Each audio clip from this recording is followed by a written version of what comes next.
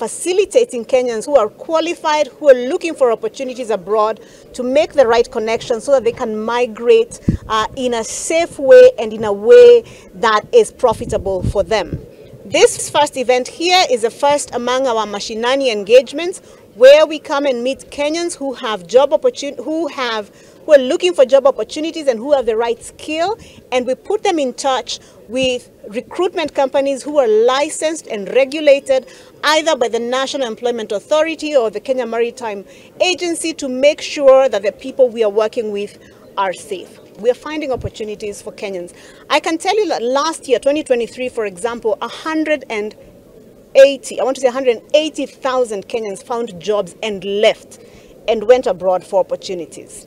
Okay, so we expect that those jobs will continue to come in. Right now, within the National Employment Authority system, I think there are available about 250,000 job opportunities that Kenyans can take up. As a Ministry of Foreign and Diaspora Affairs, we've set up systems within various countries in our embassies and our consulates and our high commissions to ensure that Kenyans in those countries can be protected, which intervened within our high commissions and our embassies to ensure that Kenyans who need help can be helped quickly. Once you are on the other side of our borders, our ministry is there to ensure that we can support you with information, we can support you with evacuation and repatriation, such as we've done with Kenyans who were caught up in Israel when the war broke out, or in Sudan, where we were the first country to evacuate its citizens and bring them home. In terms of ensuring that Kenyans are not conned looking for jobs abroad, this is really important.